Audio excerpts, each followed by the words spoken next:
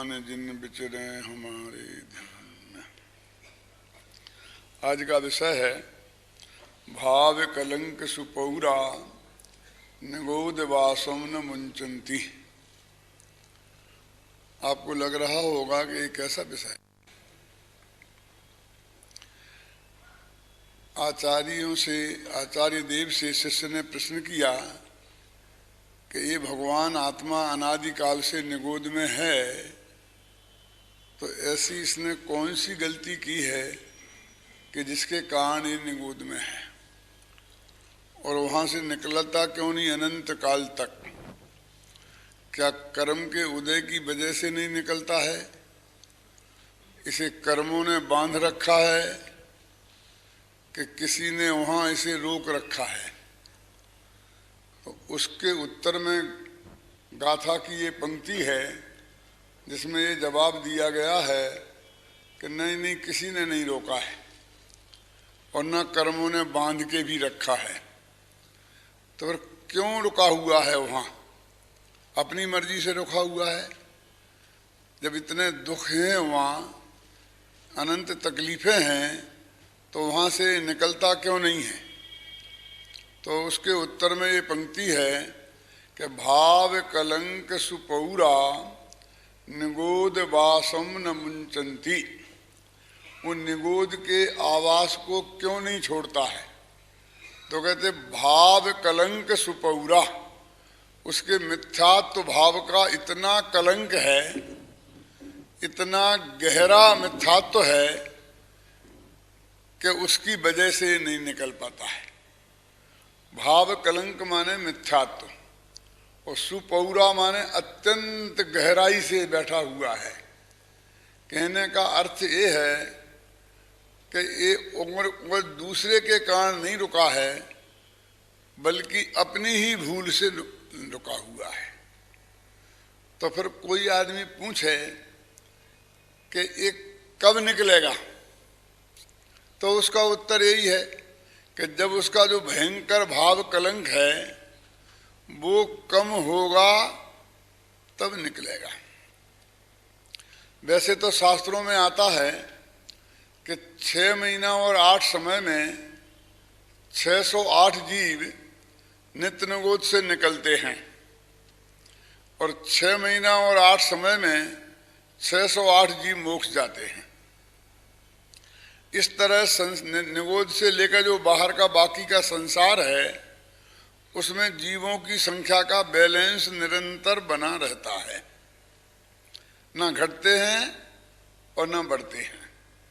लेकिन मुख्य समस्या तो ये है कि वो 608 जीव जो 6 महीना और 8 समय में निकलते हैं, उसका नियामक कौन है? यानी यही 608 निकलें और बाकी के लोग ना निकलें, इसका नियंता कौन है? ईश्वरवादी होते तो कहते भगवान की मर्जी बस, कि भगवान की ऐसी मर्जी क्यों है कि हमें नहीं निकलने दिया और तुम्हें निकलने दिया। कहते कोई भगवान पर प्रश्न चिन्ह नहीं लगाते हैं, बस छोड़ दो भगवान पर, भगवान जो कुछ करता है अच्छे के लिए करता है। तो जैन दर्शन तो ऐसा मानता नहीं कि कोई ऐसा भगवान है कि जो ये बराबर हिसाब किताब बैठाएगा। तो फिर सवाल खड़ा होता है कि पर्टिकुलर 608 जीव ही निकलें और बाकी के जीव नहीं निकलें, इसका कारण क्या है? यदि मनुष्य भव में सैनी पंचेंद्रिय हम हैं और सब समझते हैं, और यहाँ कोई ये प्रश्न करे कि भाई सम्यक दर्शन की प्राप्ति किसे होगी, तो उनका बहुत कम लोगों को होगी, ज्यादा लोगों को नहीं होगी। ज्ञानानंद में लिखा है कि 2-3 ऐसा लिखा है। तो वे 2-3 कौन व्यक्ति होंगे जिनको होगी? उनका नियामक कौन है? तो हम जवाब दे सकते हैं कि जो आत्मोन्मुखी पुरुषार्थ करेंगे, विषय कसाय में रचेंगे पचेंगे नहीं, अपने आत्मा को समझेंगे, जो पुरुषार्थ करेंगे उन जीवों को होगा, और जो विषय कसाय में रचे पचे रहेंगे उन जीवों को नहीं होगा। ये जवाब कदाचित हम दे सकते हैं, ये सच्चा है कि नहीं है इसका जवाब मैं अभी नहीं दे रहा हूं, थोड़ी देर में दूंगा। लेकिन जवाब तो दे सकते हैं ना, क्योंकि सामने वाला समझदार है। अब तुम करोगे तो होगा, नहीं करोगे तो नहीं होगा, है ना। लेकिन निगोद के मामले में ये बात भी नहीं कह सकते हैं, क्योंकि वहां तो समझ का विकास ही नहीं है, वहां तो कोई श्रेणी नहीं है, मैंने मन ही नहीं है, कोई सोच भी नहीं सकता है। ज्ञान का भी इतना अल्प विकास रह गया है कि पर्याय नाम का एक ज्ञान होता है जो सबसे छोटा, अक्षर के अनंत में भाग, उतना ज्ञान रह गया है सिर्फ स्पर्शन इंद्रिय संबंधी। इसलिए हम ये नहीं कह सकते हैं कि जो लोग समझदारी से आत्मोन्मुखी पुरुषार्थ करेंगे और वे जीव वहां से निकलेंगे और बाकी के जीव नहीं निकलेंगे। माने उनके माथे पर ये भी बातें छोड़ी नहीं जा सकती है? फिर हम कहेंगे कि कर्म का उदय जिनका कमजोर पड़ेगा वो लोग निकलेंगे, तो कर्म का उदय कमजोर कैसे पड़ेगा? वहां वो ऐसा कौन सा पुरुषार्थ करेंगे कि जिस पुरुषार्थ के कारण वे कर्म का उदय कमजोर पड़ जाएगा और उनका और वो निकल जाएंगे और बाकी के जीव नहीं निकलेंगे। ऐसे बहुत से जो प्रश्न हैं जो हमारे दिमाग में खड़े होते हैं। बहुत से जीव ऐसे होते हैं कि नित्य निगोद से निकलकर फिर एक इंद्री में आते हैं। आप कहते होंगे एक इंद्री, नित्य निगोद भी तो एक इंद्री है। तो एक इंद्री 5 प्रकार के होते हैं, पृथ्वी कायक, जल कायक, वायु कायक, वनस्पति कायक, समझे ना, और अग्नि कायक। तो इसमें पृथ्वी कायक में निगोद नहीं होते, जल कायक में निगोद नहीं होते, अग्नि कायक में निगोद नहीं होते, वायु कायक में निगोद नहीं होते, सिर्फ वनस्पति में निगोद होते हैं। वनस्पति में भी सिर्फ साधारण वनस्पति में, प्रत्येक वनस्पति में नहीं होते हैं, अप्रतिष्ठित प्रत्येक में नहीं होते हैं, तो लिमिटेशन है ना। तो वहां से निकलता है, माने साधारण वनस्पति में से, तो फिर पृथ्वी होता है, जल होता है, अग्नि होता है, वायु होता है, फिर 2 इंद्री होता है, 3 इंद्री, 4 इंद्री, 5 इंद्री, सैनी, इस तरह ये सारा चक्कर काट के और फिर 2000 सागर में वापस वहीं का वहीं पहुंच जाता है। कुछ जीव ऐसे होते हैं। कुछ जीवों का ऐसा है जिनके बारे में लिखा गया है कि नित्य निगोद माहिते कर करे नर पर्याय पाए सुखदानी केवल लही अंतर मुहूर्त में। कुछ जीव ऐसे हैं कि नित्य निगोद से सीधे निकले और मनुष्य पर्याय प्राप्त की, भगवान से जाके दीक्षा ली और अंतर मुहूर्त में केवल ज्ञान प्राप्त करके और मोक्ष में चले गए। ये थोड़ा स्थूल कथन है। वैसे भरत चक्रवर्ती के करीब 972 कितने पुत्र थे, वो ऐसे हुए कि वो नित्य निगोद से निकले सीधे और एक लट की पर्याय में आए। 2 इंद्री होता है ना, ये जो गिंजाई टाइप के होते हैं कीड़े, बरसात में बहुत पैदा होते हैं, तो वो वहां पैदा हुए एक साथ। भरत चक्रवर्ती आदिनाथ भगवान के समोषण में जा रहे थे अपने हाथी पर बैठकर, तो उनके हाथी के पैर के नीचे सबके सब एक साथ आ गए और मर गए, और मर के सीधे भरत चक्रवर्ती की रानियों के गर्भ में जाकर के उनके बेटे हुए, सबके सब। और वे बोले ही नहीं, जन्म से हुए तो 8 वर्ष के हो गए और बड़े हो गए तो बोले ही नहीं, बोलते नहीं थे। तो भगवान के समोषण में गए आदिनाथ के, भरत चक्रवर्ती ने प्रश्न किया कि ये मेरे पुत्र बोलते क्यों नहीं हैं, कि बोलेंगे। और वो बोले तो उनके मुख से पहला वाक्य निकला कि हे जिनेश्वर देव हमें दीक्षा दीजिए। बस अंतिम वो पहला, भगवान से दीक्षा ली और आत्मा के ध्यान में चले गए। तो एक अंतर मुहूर्त में केवल ज्ञान की प्राप्ति की और दूसरे अंतर मुहूर्त में मोक्ष चले गए। बोलो, इसी भाव की जगह वो उन्होंने छंद में लिखी है। तो वो जो लटकी पर्याय में आए थे ना, उसको उनने गौण कर दिया और ऐसा लिख दिया कि नित्य निगोद माहिते कड़कर नर पर्याय पाए सुखदानी। इतना गैप पड़ा था, क्योंकि सीधा नहीं आ सकता है, नित्य निगोद से निकल के सीधा मनुष्य नहीं हो सकता है। मैं ये बात कहना चाहता हूं इस संदर्भ में कि हमने ये मनुष्य गति पाई तो महान पुण्य के योग से पाई होगी ना। और बहुत बात जाने दो, इस मनुष्य भव में क्या हमने ऐसा कुछ किया है कि ये द्वारा हमें ऐसी ही मनुष्य पर्याय मिल जाएगी? शांति भाई बोलो।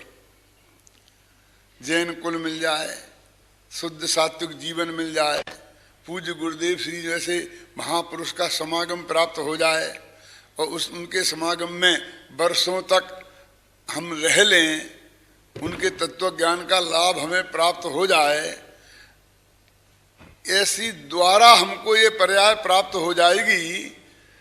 अंदर में भरोसा होता है कि हमने कुछ ऐसा किया है कि इतना तो हमें प्राप्त हो ही जाएगा, माने कम से कम हम खोएंगे नहीं।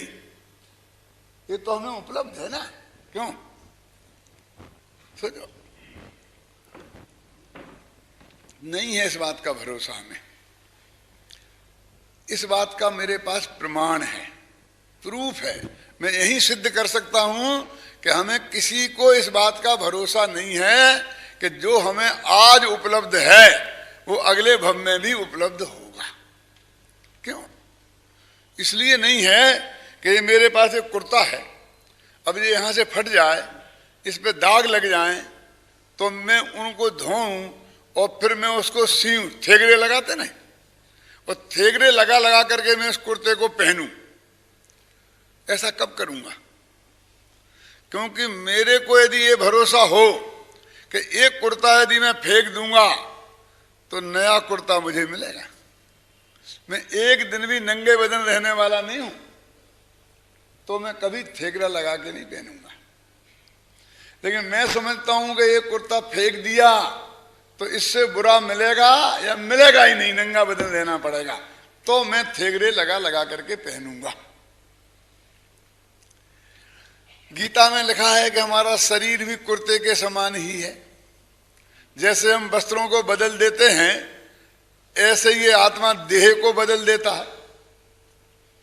अभी देह बदलने का समय आ गया। क्यों? कभी ए अंग ढीला पड़ता है तो कभी ए अंग ढीला पड़ता है, कभी हार्ट खराब होता है तो कभी फेफड़ा खराब होता है, कभी दिमाग खराब होता है तो कभी किडनी खराब होती है। तो हम क्या करते हैं?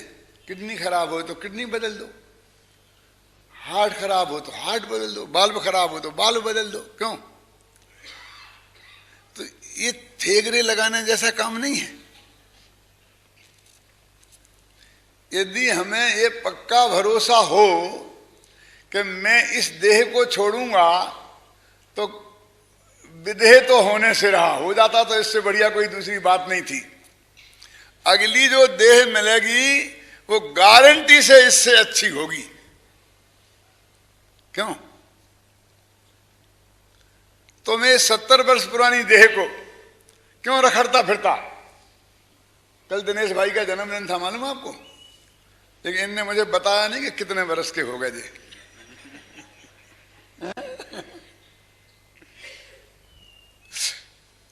तो इतना ये 70 वर्ष का पुराना चोला, पुराना कुर्ता जिसमें कई थेगड़े लग गए हैं, हम इसको ही क्यों पहने रहना चाहते हैं? इस देह से हमारा इतना मोह क्यों है? ये इस बात का सबूत है कि हमें ये भरोसा नहीं है कि ये देह छूट जाएगी तो इससे बढ़िया देह मिलेगी। ये इस बात का प्रतीक है कि ना? कदाचित हमें भरोसा हो भी और हम प्रयत्न भी करें कि हमको ऐसा ही, या तो यही बना रहे नहीं तो ऐसा ही मिल जाए, तो मैं कहता हूं इसमें कौन सी बड़ी उपलब्धि है? क्या ये मनुष्य भव ऐसे ही संयोगों को प्राप्त करने में बर्बाद करने के लिए मिला है? अरे इससे बढ़िया संयोग तो नित्य निगोद के उन जीवों ने नित्य निगोद में ऐसा पुण्य कमा लिया था कि भरत चक्रवर्ती के बेटे हों, और ना सही नित्य निगोद में तो उस दो इंद्रिय की पर्याय में, लट की पर्याय में। क्यों? भरत चक्रवर्ती के बेटे होना कोई साधारण पुण्य का काम है? धारावी की बस्ती में पैदा हो जाए, वो झोपड़ी में, क्यों? और उसके सामने जिनके पास एक बेडरूम हो, हॉल किचन का फ्लैट हो, उसके घर में पैदा हो जाने वाला ही बड़ा भाग्यशाली समझता है। मुंबई में क्यों? मुंबई में ओटले की कमी है, रोटले की कमी नहीं है। तो भरत चक्रवर्ती जैसे पिता के घर में पैदा होना ये साधारण पुण्य का काम तो नहीं था ना, लेकिन ऐसा पुण्य और ऐसा मनुष्य भव, ऐसा सत्य समागम कि जिसको 8 वर्ष का होते ही तीर्थंकर के समूह शरण में उनके दर्शन का लाभ प्राप्त हो जाए, उनकी दिव्य ध्वनि सुनने का लाभ प्राप्त हो जाए, और मुझे से पहला शब्द निकले कि मुझे दीक्षा दीजिए। क्यों? ऐसा उत्कृष्ट दिव्य क्षेत्र काल भाव जिस पुण्य के उदय से प्राप्त होता है, ऐसा पुण्य तो एक लट भी कमा लेती है। ये मनुष्य भव में हम ऐसा पुण्य कमाने के लिए पैदा नहीं हुए हैं। इस अध्यात्म स्टडी सर्कल में हम ऐसा पुण्य कैसे बांधें, ये सीखने के लिए यहां नहीं आए हैं।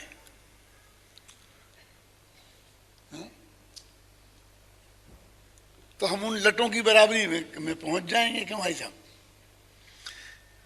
अपनी मेन समस्या तो ये है कि वे निगोदिया जीव जो निगोद से निकले, वे क्यों निकले, कैसे निकले, उनने ऐसा क्या किया था?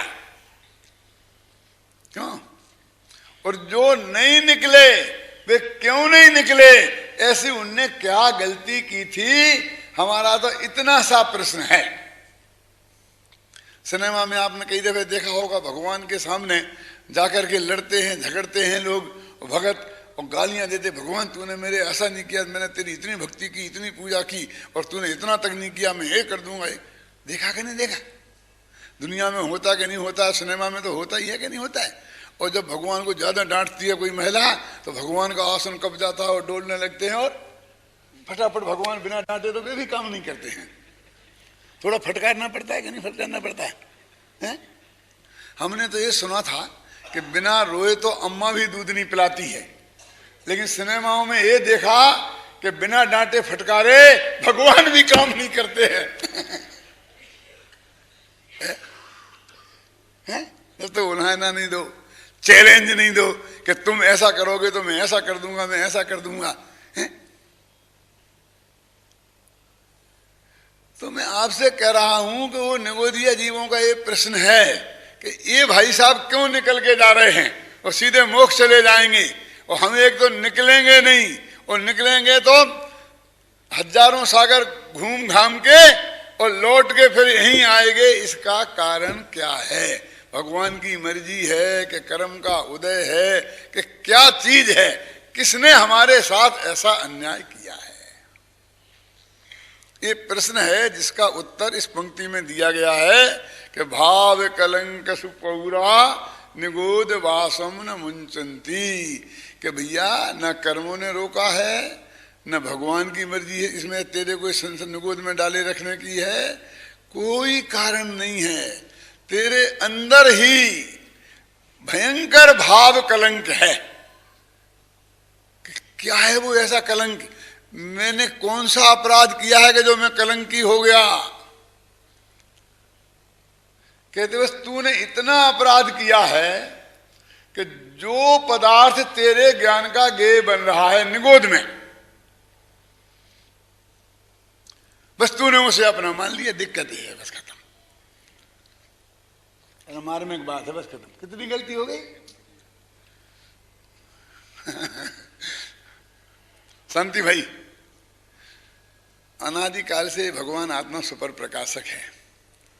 तो उस निगोद में भी भगवान आत्मा भी आबाल गोपाल के अनुभव में आ रहा है, और जो उसका पर्याय नाम का छोटे से छोटा ज्ञान है ना, तो वो स्पर्शन इंद्रिय संबंधी ज्ञान है।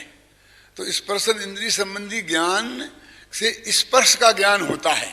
तो सबसे नजदीक ये शरीर है उसके पर पदार्थ में, तो ये शरीर का भी ज्ञान उसे हो रहा है। मोक्ष मार्ग प्रकाशक के 76 पेज में नीचे से 5वीं पंक्ति में ये बात लिखी है। क्या लिखी उसमें? कि अनादि से इस आत्मा को इंद्रिय ज्ञान है। सो इंद्रिय ज्ञान से भगवान आत्मा तो स्पष्ट जानने में आता नहीं, जो भी पदार्थ सामने जानने में आता है वो सबसे नजदीक का पदार्थ है अपना शरीर। तो उस स्पर्शन इंद्रिय जो का ज्ञान है ना, उस ज्ञान के माध्यम से वो शरीर जानने में आता है। और आत्मा में एक श्रद्धा नाम का गुण है, जिसका काम है कि किसी ना किसी को निज रूप स्वीकार करे ही करे। श्रद्धा गुण का एक काम है कि निज रूप स्वीकार करना, कि ये मैं हूं, ऐसा विश्वास करना, प्रतीति करना, ये इसका काम है। कि किस में? कि अपने में करे तो सम्यक दर्शन, और पराय में करे तो मिथ्या दर्शन। तो वो आत्मा तो अनुभव में आया नहीं जैसा आना चाहिए, और वो आया अनुभव में देह, और उसकी वजह से उस श्रद्धा गुण ने उसमें अपनापन कर लिया कि ये मैं हूं। इसका नाम है भाव कलंक। और ये भाव कलंक इतना गहरा है कि जिसके कारण अनंत काल से तू निगोद में पड़ा है और अनंत काल तक पड़ा रह सकता है। भाव कलंक सुपौरा निगोद वासम न मुंचंती। वो भयंकर भाव कलंक है, उसके कारण तू निगोद को नहीं छोड़ता है। वो क्या गलती है देखो भाई जी, शांति भाई, वो उसमें लिखा है 76 पेज देखना घर जा करके, कि अनादि से इस आत्मा को इंद्रिय ज्ञान है। इंद्रिय ज्ञान ज्ञान नहीं है, ये बात भी सच्ची है। ज्ञान नहीं है माने सम्यक ज्ञान नहीं है। उसमें सम्यक ज्ञान पने का निषेध है, इसलिए कहते हैं कि इंद्रिय ज्ञान ज्ञान नहीं है। इंद्रिय ज्ञान ज्ञान नहीं है माने हमारे काम का नहीं है। इंद्रिय ज्ञान ज्ञान नहीं है माने हमारे लिए उपयोगी नहीं है, हमें आत्मा की अनुभूति में सहायक नहीं है, इसलिए उसके ज्ञान पने से इनकार किया। लेकिन वो वास्तव में ज्ञान गुण की पर्याय ही नहीं है, वो जानने का काम उससे होता ही नहीं है, ये बात नहीं है। नहीं होता होता तो फिर निगोद में अतीन्द्रिय ज्ञान तो है ही नहीं। वो इंद्रिय ज्ञान भी नहीं होगा तो दो ही नहीं होंगे तो जड़ हो जाएगा ना। फिर दो ही ज्ञान है ना, कि इंद्रिय ज्ञान हो अतीन्द्रिय ज्ञान। और इंद्रिय ज्ञान है, ज्ञान ही नहीं है, तो फिर वो ज्ञान ही नहीं रहा तो वो तो जड़ हो जाएगा क्या नहीं। और जिस अपेक्षा से हम कहते हैं ज्ञान नहीं है, उस अपेक्षा से कहते हैं आत्मा जड़ जैसा हो गया। जड़ जैसा हो गया, जड़ नहीं हो गया। ठीक है ना? इसलिए कहते हैं कि क्या गलती तो क्या गलती हुई, ज्ञान का दुरुपयोग। कि वो जो जितना छोटा सा ज्ञान था, और उस ज्ञान में जो भी जानने में आया, ये कोई गलती नहीं थी, क्योंकि ये तो उसका स्वभाव है। आपने ये बात सुनी होगी जो स्वाध्याय करते हैं कि पर्याय नाम का जो सबसे छोटा ज्ञान होता है ना, वो निरावरण होता है, उस पर कभी कर्म का आवरण नहीं पड़ सकता। उतना ज्ञान का क्षयोपशम अनादिकाल से हरेक जीव को गारंटी से रहता ही है। यदि उस पर भी आवरण पड़ जाए तो जीव अजीब हो जाए। वो निरावरण है, उतना ज्ञान हमेशा विकसित रहता ही है। और उतने ज्ञान से उसके जो नजदीक का शरीर है, जो अकेला उसका नहीं है, अनंत जीव उसके मालिक और भी हैं। क्यों? उसमें उसका वो जानने में आता है, वो ये जानने में आता है कि ये मैं हूं, और श्रद्धा गुण उसको ये मान लेता है कि ये मैं हूं, और बस वो भाव कलंक है, वो उसके कारण निगोद से नहीं निकलता। बोलो कितनी बड़ी सजा, कितना छोटा सा अपराध। अभी हमें लोक में कहें कि भाई साहब तुमने देह को अपना माना है, इससे इतनी बड़ी गलती है, तो इस जगत को समझ में आए, अन्यथा नहीं आती है। लेकिन जगत की दृष्टि तो कितनी खतरनाक है। मैं थोड़ा उदाहरण देकर के आपको बात बताता हूं।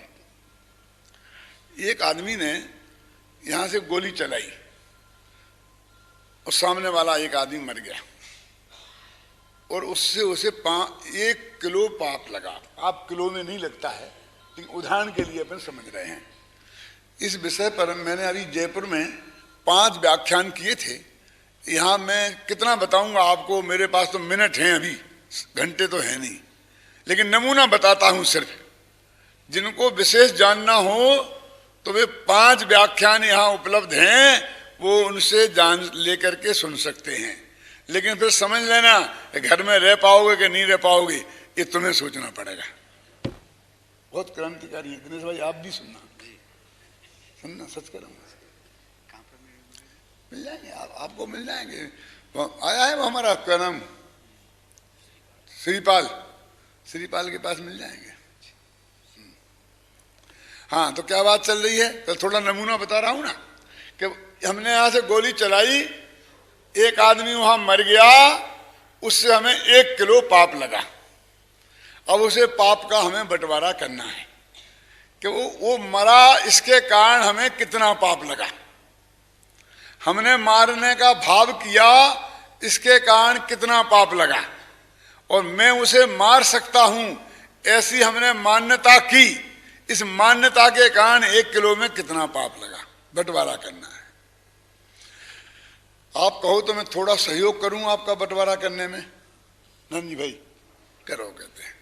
तो अभी समझ लो कि हमने गोली चलाई और वो सामने वाला नहीं मरा, बगल से निकल गई, हमारा निशाना चूक गया, तो अब हमें कितना पाप लगेगा। सोचो 1 किलो में कितना कंसेशन मिल जाएगा। आप सब लोग सोचो कि यदि वो मर जाता तो 1 किलो पाप लगता, और नहीं मरा और हमने भाव कर दिया मारने का, गोली भी चला दी, और हमारी मान्यता भी है कि मैं इसे मार सकता हूं। अब हमें पाप में कितना कमीशन मिल जाएगा, 1 किलो में कितने ग्राम कम पाप लगेगा। देखो, किसने कहा कुछ भी नहीं? अच्छा, माने बिल्कुल पाप नहीं लगेगा, पूरा लगेगा। हाँ ये कहते हैं कुछ भी कंसेशन नहीं मिलेगा, यानी पूरा 1 किलो पाप लगेगा। इसका अर्थ ये हुआ कि मरने और ना मरने से पाप पुण्य का कोई संबंध नहीं है। यानी उस जीव के मरने का रंज मात्र भी पाप नहीं है, ऐसा अर्थ हो गया ना। क्योंकि नहीं मरा तब भी उतना पाप। देखो अब ज्यादा मत बोलो, मुझे बोलने दो। क्या लेना समझे? नहीं मरा तो भी उतना पाप, और मर जाता तो भी उतना पाप। माने पाप पूरा भावों पर ही निर्भर है, उस क्रिया पर निर्भर नहीं है। और जगत की दृष्टि क्या है ये देखना जरा आप, कि वो मर जाता तो केस चलता, फांसी की सजा होती, नहीं तो आजीवन कारावास तो होता ही होता। वो नहीं मरा तो कुछ नहीं होगा। यदि केस भी चलाना चाहें तो पहले इस बात का केस चलेगा कि ये केस चलने लायक है कि नहीं है, और उसमें ही हार जाएंगे कि जिसको मारने का तुम अपराध वो बता दे कि इसने मारा है, वो तो जिंदा मौजूद है, इससे अपराध हुआ ही नहीं, इसलिए काय का केस। यानी दुनिया सिर्फ पूरा 100% 1 किलो पाप उसका ही मानती है, क्रिया का, भाव का कोई मतलब नहीं दुनिया जगत की दृष्टि में। देखो जगत की दृष्टि और जैन धर्म की दृष्टि में कितना 36 का आंकड़ा है, मोर कोड़ी का फर्क है। जैन धर्म कहता है क्रिया का रंच मात्र भी पाप नहीं, सारा भावों का ही पाप। और ये लोक कहता है, दुनिया का कानून कहता है कि सारा पाप क्रिया का है, भाव से कुछ लेना देना नहीं है। क्या पता कौन सिद्ध करेगा अदालत में कि तेरे को भाव था कि नहीं था और तेरा अभिप्राय था कि नहीं था। इसलिए जगत से धर्म का कभी मेल नहीं खा सकता। अब जरा आगे बढ़ते हैं थोड़ा। क्रिया का तो कुछ पाप नहीं रहा ना, तो अब दो हिस्सों में बांटना है उसे। कौन को? कि 1 किलो पाप को मारने का भाव किया उसका कितना, और मारने का अभिप्राय है, मान्यता है कि मैं मार सकता हूं, उसका कितना। बोलो, बंटवारा करो, सोचो। आप कहो तो मैं आपका सहयोग करूं कि मारने के भाव का 1 ग्राम पाप और मार सकता हूं इस मान्यता का 999 ग्राम पाप स्वीकार है? सोचो। देखो, अपन बहुत आगे बढ़ते हैं तो यहां तक आ जाते हैं कि भाव पे सब कुछ है, भाव पे सब। मारने का भाव किया तो बहुत पाप लग गया, खत्म। और इसलिए अपन को भावों से बचना चाहिए। करते कि नहीं करते हैं? वो अभिप्राय की कोई बात ही नहीं करता, मान्यता की कोई बात ही नहीं करता कि नहीं साहब ये तो अन्याय है। वो मारने की क्रिया का कुछ नहीं, बोल चलो बर्दाश्त हो गया। अब मारने के भाव का 1 ग्राम और मार सकता हूं, ऐसी अंदर में एक मान्यता पड़ी है निगोद से लेके आज तक, वो कुछ भी निष्क्रिय पड़ी है, वो कुछ नहीं कर रही है। ख्याल में है ना? क्योंकि मारने का भाव नहीं हो तो गोली भी नहीं चलेगी हाथ से, मारने की क्रिया भी नहीं होगी। अंदर ही अंदर में पड़ी है ना, बिल्कुल मान्यता श्रद्धा के लेवल पर, और उससे इतना 999 ग्राम पाप, ये ठीक नहीं है। अरे भाई, मैंने तो कम बताया है। शास्त्र में तो लिखा है कि मारने के भाव का अनंतमा भाग पाप और मारने की मान्यता का अनंत गुणा पाप। मैंने तो 1000 गुणा ही बताया, 1000वां भाग बताया, लेकिन शास्त्र में अनंत गुना लिखा। अब आप सोचो तो कि 3 तरह के पाप हो गए ना, एक क्रिया का, एक भाव का, एक मान्यता का। अब कहा हाँ हम तो जैनी हैं और हम तो गुरुदेव श्री के शिष्य हैं, हम में तो ये गलती हो ही नहीं सकती है। ये गलती तो ये धर्म स्टडी सर्कल के बाहर के जो लोग हैं ना, ये तो उनकी है, हमारी थोड़ी गलती है। और हम तो साहब आपको 23 साल से सुनते हैं, दिनेश भाई की कृपा से। क्यों 30 साल से सुनते हैं, 23 साल से हैं, और कितना सुनेंगे हमें भी पता नहीं होगा। हम नहीं है उन पार्टी में कि जरा भी सोचो कि तुम हो कि नहीं हो, जरा नक्की करो। क्या कि अपन, देखो खतरनाक बात कहता हूं, एक कीड़ा को मैं आपके सामने ले जाऊं और ये कहूं कि भाई साहब इसको जरा मार दीजिए। आप मार सकता है कोई जैनी का बच्चा उसे हाथ लगा सकता है? नहीं मारेगा किसी कीमत पर। कि 1000 रुपये इनाम, बोलो यहां कौन आदमी तैयार है 1000 रुपया लेकर उस कीड़े को मारने को? कोई तैयार नहीं होगा, जैनी का बच्चा तैयार नहीं होगा। इतना तो उसके संस्कार में है। एक सही घटना बताता हूं कि हमको बच्चों के लिए मकान फ्लैट खरीदने थे, अब तो ले लिए, तो बहुत जगह में गया देखने के लिए। तो एक जगह में गया, दलाल था, तो उसने बताया कि मैं भी जैन हूं, और मेरे बुस्से करके उसने सब बताया। शांति भाई सही घटना है, 2-3 साल पहले की। ये टेबल पे एक कीड़ा आया तो उसने मेरे ही सामने उसे मार डाला, मेरे सामने ही मार डाला। हाँ जैन, और जैन अपने को जैन कहता था। उसे जैन कहने से मेरे को थोड़ा बात चल रहा था, तो मैं उसे प्रेम से बात कर रहा था। सच बोलता हूं। लेकिन उसने मारा तो इतना गुस्सा आया, मैंने कहा तू जैन है, शर्म नहीं आती है, चलो नहीं इससे बात नहीं करना। उसने बहुत मनाया, लेकिन मैं 1 सेकंड उस टेबल पर नहीं बैठा। ये अपने को जैन कहता है, और हम उसके आगे परमात्मा अध्यात्म सब थे, उसके बात नहीं करी उससे। उसने से नहीं लिया, उससे नहीं लिया, नहीं। कोई मेरी बात नहीं है, हर जैनी की ये बात होनी चाहिए और है जैनी में। मैं ये बुरी बात है ये नहीं कहता हूं, इतना करुणा भाव है। लेकिन मैं जो आज बात कह रहा हूं आपके पैरों के नीचे जमीन खिसक जाएगी। मैं एक कह रहा हूं कि हम उससे मारने से बचना चाहते हैं और इस कीमत पे बचना चाहते हैं। ख्याल में आया कि नहीं आई?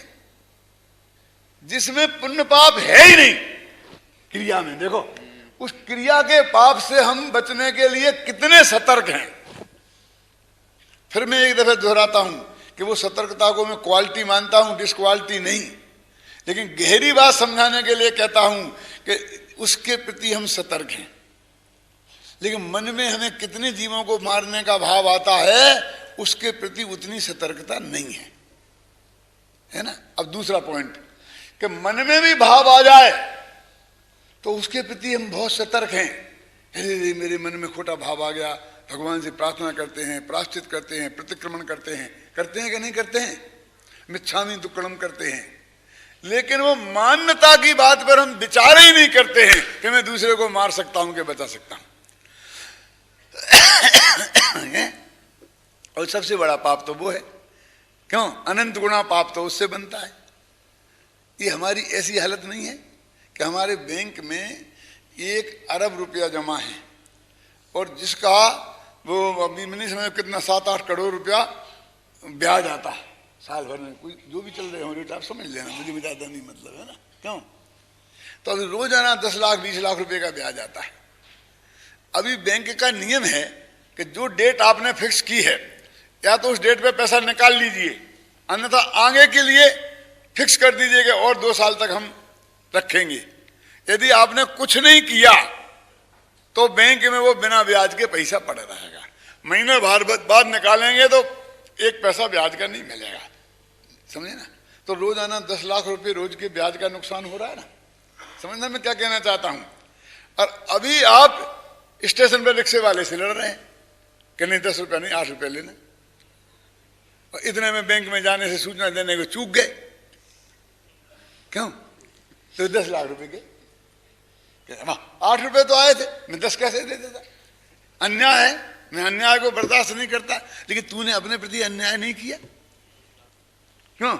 उसे 2 रुपए ज्यादा दे देता, उस समय पर पहुंच जाता तो आज वो लिखा जाता कि हाँ बैंक में पैसा है रखो, तो 10 लाख रुपया तेरे बच जाते ना।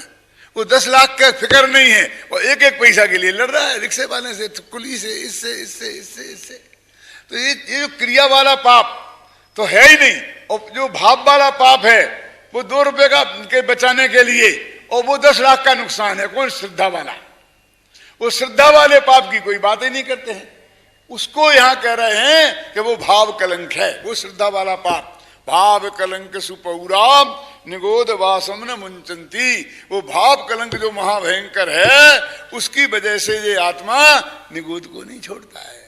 उसका दंड है वो जो एक इंद्रिय की ज्ञान की पर्याय है, वो जो जिसने सिर्फ अकेला देह इसके जानने में आती है, और जिसने जानो उसने अपनापन कर लिया, वो श्रद्धा के लेवल पर इतना साइलेंट है कि तुम्हारे ज्ञान की पकड़ में ही नहीं आता, विकल्प की पकड़ में तो आता ही नहीं है। वो इतना भयंकर पाप हो रहा है?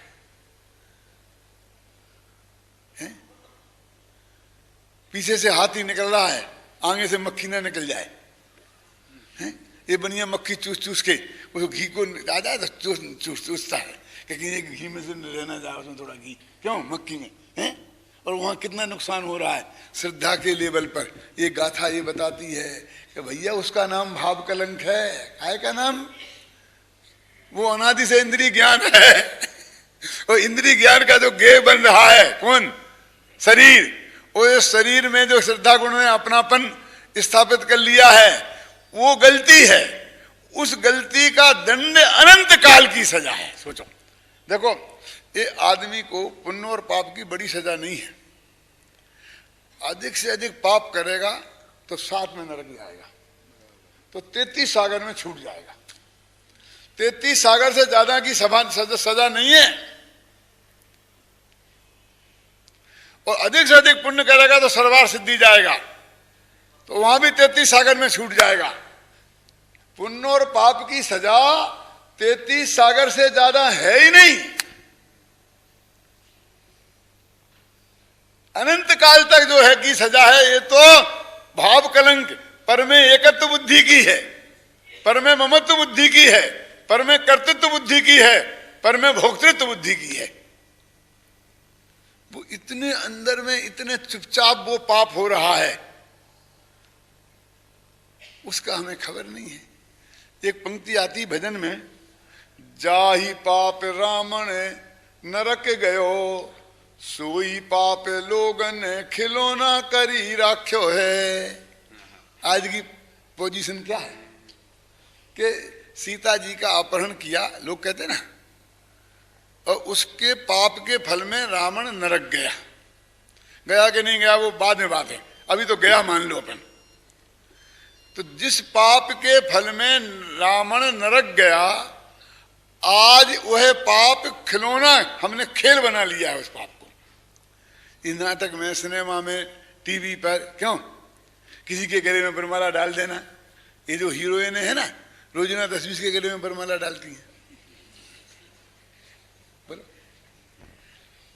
दिनेश भाई, हमारे यहाँ तो ऐसी मर्यादा है कि आप किसी महिला को आवाज लगाओ और वो कहेंगे ये डॉक्टर साहब को माला पहनाएंगी, तो वो महिला आएगी तो हम उसे गले में माला नहीं पहनाने देंगे और वो डालेगी नहीं, हम हाथ में लेंगे और वो हाथ में देगी। क्यों? अरे ये तो वो हमारी बेटी जैसी है, हमारी पोती जैसी है। क्यों? हम कल्पना भी नहीं कर सकते, वो भी कल्पना नहीं कर सकती, तो भी हमको इतना स्वीकार नहीं है और उसे स्वीकार नहीं है, क्योंकि वो गले में माला डालना एक महिला का किसी पुरुष के, उसका दुनिया में कोई दूसरा अर्थ होता है, वो पाप है। क्यों? ख्याल में है ना? उसे पति के रूप में स्वीकार करना अर्थ होता है, और जो हम ऐसा भी नहीं कर सकते। और वो 7 फेरे पड़ती है और फिर मालाएं डालती है, फिर वो डालती है, फिर वो डालती है रोज ना। क्यों? अभी इसके साथ, अभी उसके साथ, ये सलमान के साथ, शाहरुख के साथ, किस किस के कितने कितनों को माला डाल।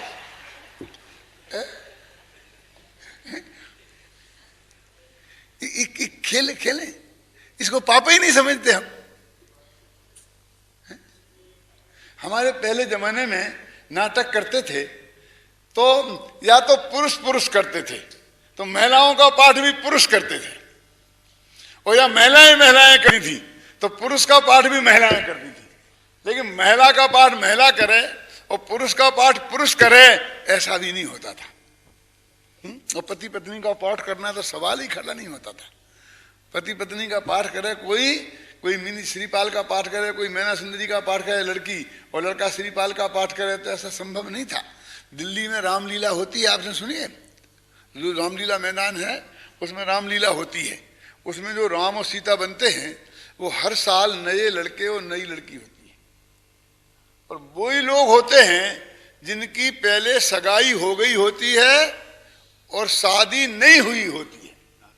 नियम है, कुंवारे लड़के कुंवारे लड़की माँ बाप ने आपस में तय करके उनकी सगाई पक्की कर दी, और 7 फेरे पड़े नहीं, बे लड़के लड़की पाठ करते हैं। और फिर जो राम और सीता का स्वयंवर होकर के, और फिर वो जो 7 फेरे पड़ते हैं ना रामलीला में, वो बे ही 7 फेरे हैं, उनकी शादी हो जाती है। उसके बाद वे दोबारा फेरे पाड़ते नहीं, घर पर शादी नहीं करते, वो लास्ट फंक्शन। नियम है दिल्ली की रामलीला का। मैं इसलिए कहता हूं ये नियम क्यों है, इसलिए है ये नियम कि हमारी वो मर्यादा कि एक महिला 2 आदमियों के गले में बरमाला डाल दे, नाटक के रूप में भी, रामलीला के रूप में भी, वो हमारी भारतीय संस्कृति को स्वीकार नहीं है, और मेरे हिसाब से स्वीकार नहीं होनी चाहिए।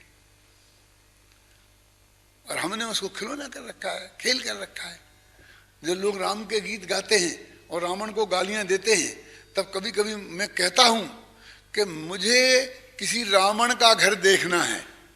हिंदुस्तान में 1 अरब जनता रहती है ना, तो 1 अरब जनता में कम से कम कितने घर होंगे?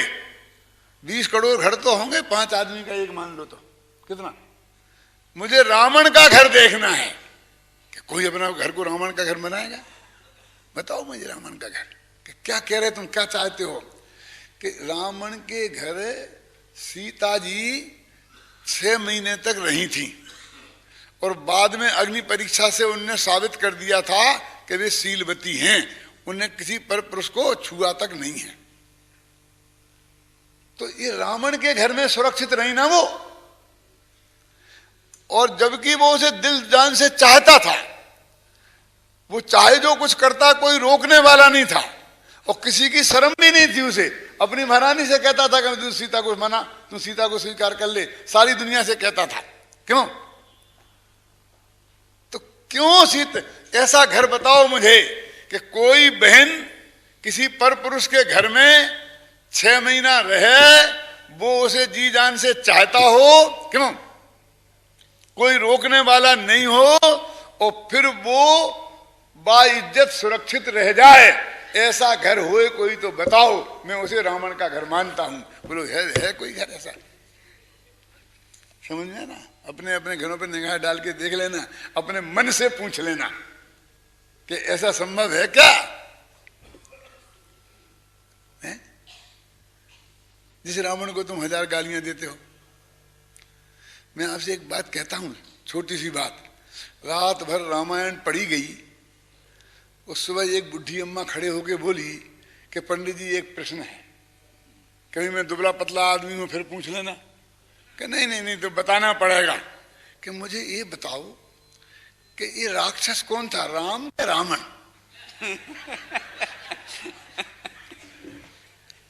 बड़ी हंसी आई। आप लोगों को इतनी हंसी आई तो उस सभा में कितनी हंसी आई होगी, क्योंकि हमको ये प्रश्न बड़ा मूर्खता का लगा। ऐसा लगा कि बुढ़ी अम्मा कितनी मूर्ख है। अरे रामायण पूरी सुनाई और इसकी समझ में ये नहीं आई कि राक्षस राम था कि रावण। तो अब इसको क्या बताएं कि अम्मा जी मैं तेरे हाथ जोड़ते हूं, अब मैं तेरे प्रश्न का जवाब नहीं दे सकता। कि नहीं बेटा बताना पड़ेगा, रावण कौन, राक्षस कौन था कि राम के रावण? क्यों? ये मूर्खता का सवाल है, ये हंसने लायक सवाल है। क्यों शांति भाई? ये त्रिकाली ध्रुव में पर्याय शामिल है कि नहीं है, उससे भी बड़ा सवाल है जे। वो सबसे ज्यादा बुद्धिमान महिला थी जिसने ये प्रश्न किया था, उससे पूछो कि क्या पूछ रही है वो, कि राक्षस कौन था राम के रावण? कि अम्मा तू कहना क्या चाहती है? कि मैं ये कहना चाहती हूं कि 6 महीना सीता जिसके घर में रह के आई और सुरक्षित वापस आ गई, वो राक्षस था। कि वो रावण की बहन आध घंटा को राम लक्ष्मण के पास गई तो नाक कटा के आ गई। समझ में आया कुछ का? नहीं आया दिनेश भाई? मां बहन की इज्जत किसके घर में सुरक्षित है बताओ? समझ में आया कि नहीं आया? अरे राम की पत्नी रावण के घर रही और वो दिल तो जान से चाहता था, समझे ना? तब भी सुरक्षित आई। शूर्पणखा रावण की सगी बहन थी, वो राम और लक्ष्मण के पास गई, वो उनसे प्रेम करती थी, शादी का उसने आग्रह किया, ख्याल में है ना? लेकिन जे उससे प्रेम नहीं करते थे, घृणा करते थे, समझ लो, नहीं चाहते, पसंद नहीं था, इन्हें शादी नहीं करनी थी। नहीं करने थी तो मना कर देते ना, कोई जबरदस्ती गले पड़ती थी, और पड़ती तो नहीं करते। नाक कान काटने की क्या जरूरत थी?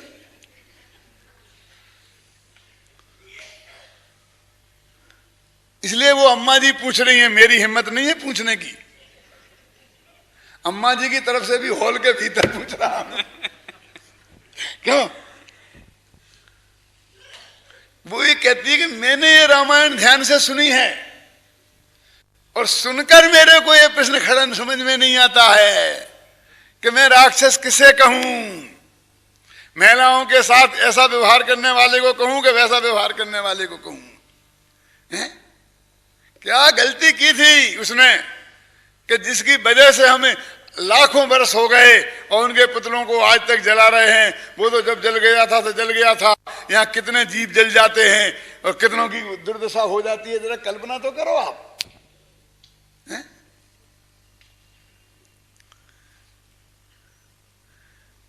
जिस प्रश्न को हम कभी कभी बहुत हल्का समझते हैं, कभी कभी वो बहुत गहरा होता है, और जिन लोगों को हम महामूर्ख समझते हैं कभी कभी वो बहुत बुद्धिमान होते हैं, लेकिन उनकी बुद्धिमत्ता तक हम पहुंच नहीं पाते हैं, तो हमको उनकी प्रश्न पे मूर्खतापूर्ण लगता है और हंसी आती है।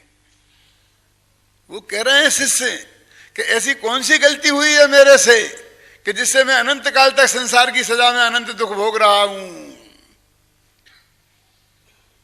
किसके चक्कर में आ गया, मैंने किसकी मां बहन को छेड़ा, मैंने कितने जीवों की हत्या की, मैंने किसकी चोरी की, मैंने किससे झूठ बोला, क्यों, मैंने कितना परिग्रह रखा। कौन पूछ रहा है ये? वो निगोदिया जी। सारी दुनिया ने उसे मार के खाया, उसने तो बेचारे को किसी मार के खाया नहीं। उसे जीवन के लिए मार के खाने की जरूरत ही नहीं, उसकी उम्र ही एक श्वास में 18 बार की है। क्यों? एक हत्या नहीं करी, एक शब्द झूठ नहीं बोला, जबान ही नहीं है, बोलेगा क्या बेचारा। कहीं चोरी नहीं करी, किसी की मां बहन को नहीं छेड़ा, न इनकम टैक्स सेल टैक्स की चोरी करी, न परिग्रह इकट्ठा किया।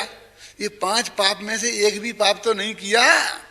तो अनंत काल तक की सजा किस बात की है? जिन पापों को हम पाप मान रहे हैं और पाप मान के भी छोड़ नहीं रहे हैं, क्यों? वो पाप तो उसने कोई किए नहीं। वो कहता है कि मैंने कब शुभ भाव में धर्म माना था, मैंने ये पाप भी कब किया था। तो ये कहते हैं कि तेरे ज्ञान का जो गे बना, वो तेरा जो ज्ञान है वो स्वभाव का अंश है, क्योंकि वो निरावरण है। ऐसा लिखा है शास्त्र में, वो स्वभाव का अंश है, केवल ज्ञान का अंश है, क्योंकि वो निरावरण है, केवल ज्ञान का बीज उसमें पड़ा है।